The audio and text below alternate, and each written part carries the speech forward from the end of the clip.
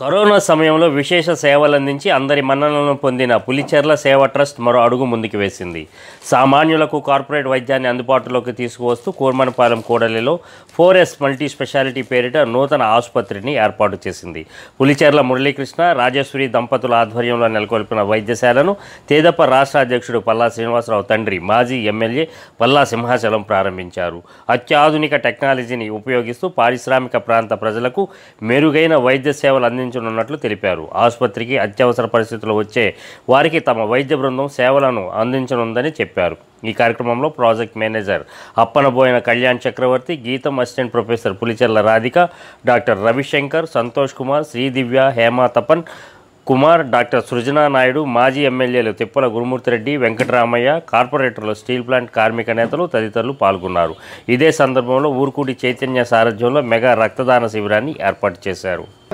Corporate hospital style look ఉన్న అతి తక్కువ ధరలకే మేము పేషెంట్స్కి సర్వీస్ చేయడానికి రెడీగా ఉన్నాము.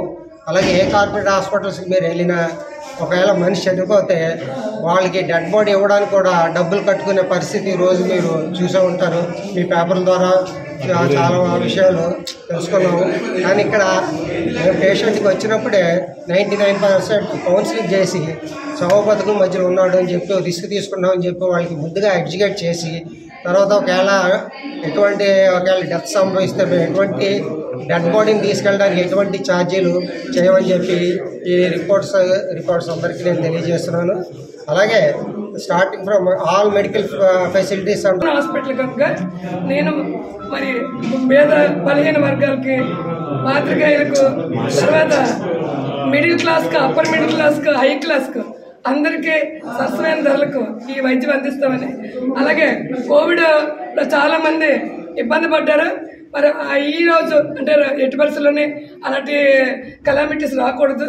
ఇన్కేస్ ఇది నేచర్ కనుక ఎప్పుడైనా వస్తే తప్పకుండా నా సర్వీస్ మీ అందరికీ ఉంటుందని, అలాగే ఈ నాకు అదర్ హాస్పిటల్ 200 బెడెడ్ హాస్పిటల్ గాజువాకలో ఉంది కనుక నేను పేద ప్రజలకి, బలహీన వర్గాలకి, అన్ని వర్గాలకి సహాయం చేయడానికి ఎల్లవేళ మేము ఉందంటానని ఈ మనసావాంఛ కోరుకుంటూ, అలాగే నేను ఈ రోజు వరకు లాస్ట్ 25 years నుండి 1,10,000 కేసులు కౌన్సిలింగ్ కేసులు చేయడం జరిగింది. నేను